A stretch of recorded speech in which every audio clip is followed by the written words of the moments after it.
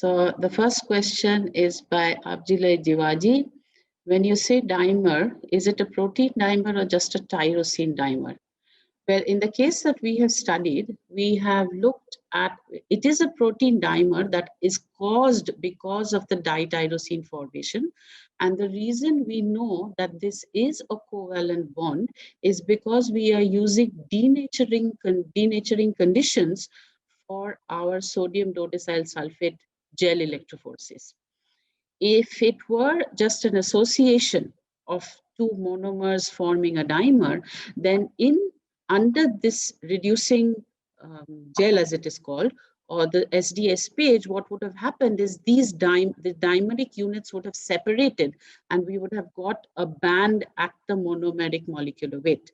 The fact that we are getting a dimer molecular weight indicates that we do have a covalent formation between two monomeric units. And since we are using a specific oxidative species that are going to result in dityrosine formation, which I didn't mention because of the time constraints here, that there are specific borate quenching studies that can actually show that we do have the dityrosine formation.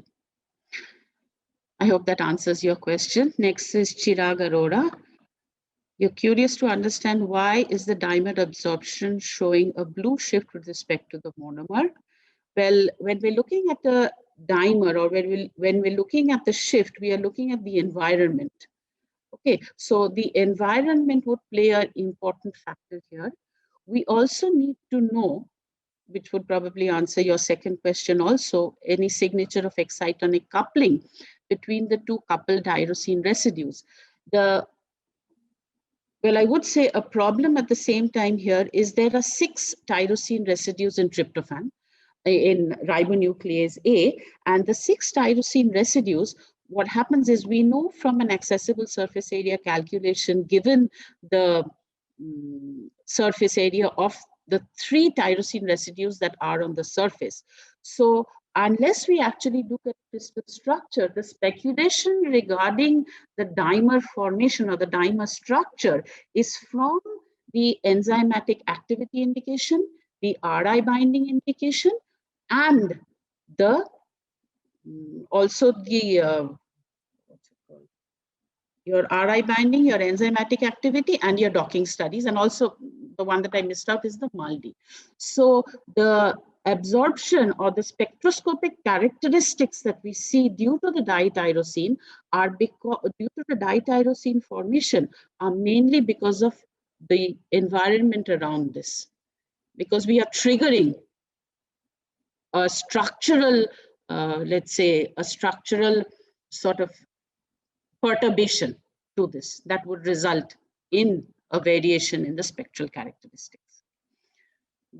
The next question is by Devkumar Devnath. Dityrosine formation is linked with CC, not through OO.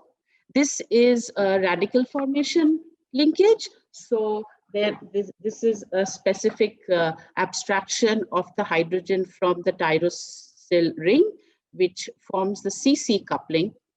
There is a specific mechanism that goes into this, and you could refer to the paper or refer to any riboflavin related dityrosine couplings that show that this is a hydrogen abstraction from the ring that indicates a CC linkage. Rahul Shah asked the next question, that the active site of RNAs has no tyrosine residue. So how does the tyrosine formation change its catalytic activity? This is because when we have a dityrosine linkage, we are actually having 2 monomers come together in the formation of the dimer, because we know that the dityrosine linkage that we form is between 2 monomeric units. The fact that from our other studies, we found that there is a way or there is a methodology by which these 2 tyrosines are linked together.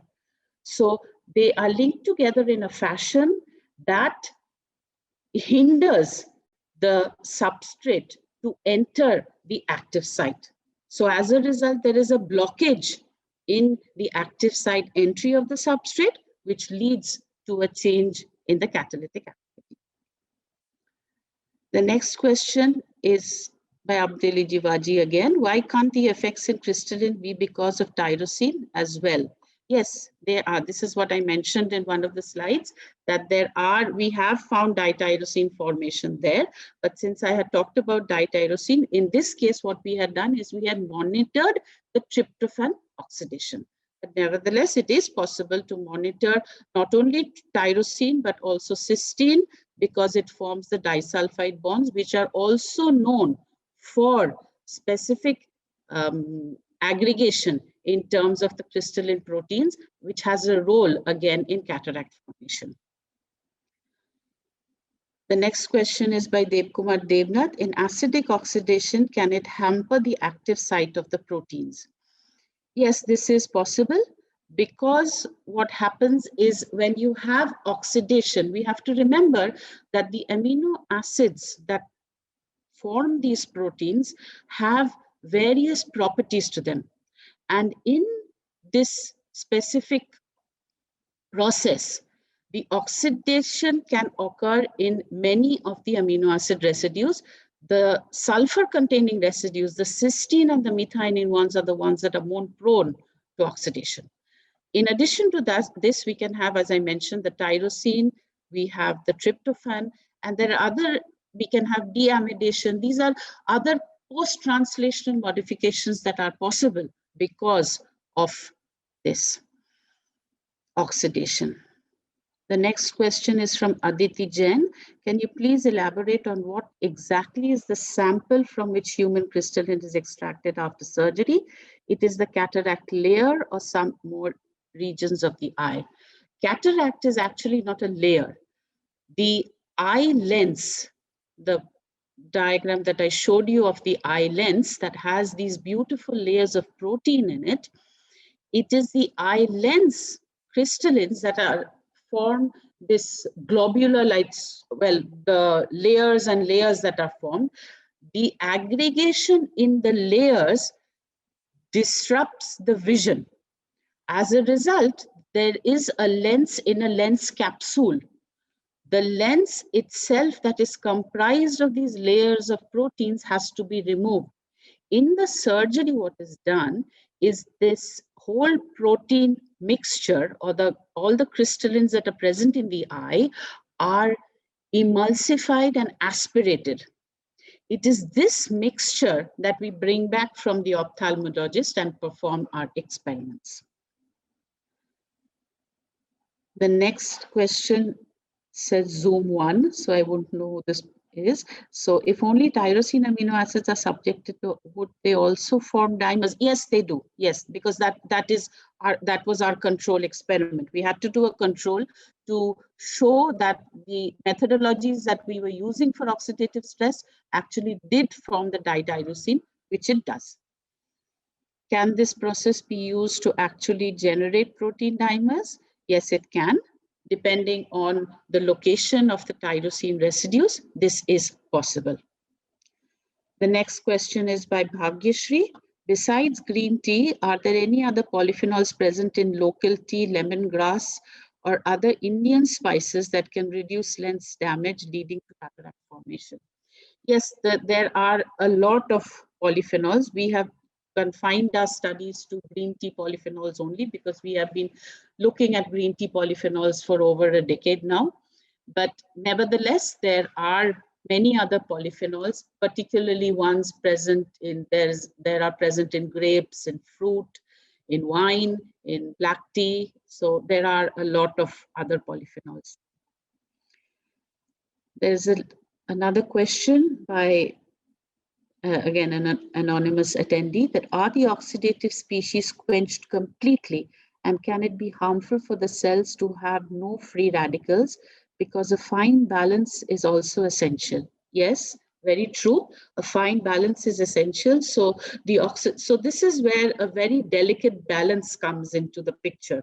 Like, how much of antioxidants is good? Because as you mentioned, it is necessary or required to have the oxidative species as well, because these are involved in immune functions and cell signaling as well.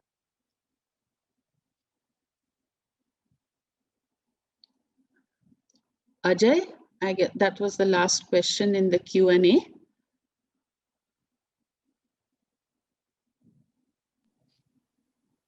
I think there's one question into the chat box, Professor Dasgupta.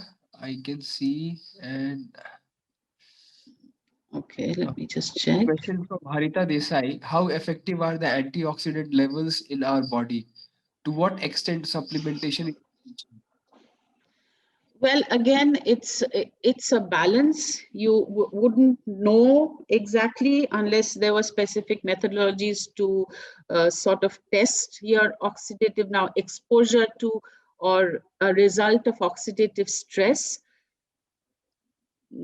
It would be a difficult, well, it's not a very easy question to answer because you wouldn't know unless you're subjected to oxidative stress and have these specific biomarkers that actually tell you how much of damage is done. But again, the oxidative species are exactly required because of your, as I mentioned in the previous answer, that we do need these specific species for an understanding, or rather the cell functions, immune functions, and so on and so forth.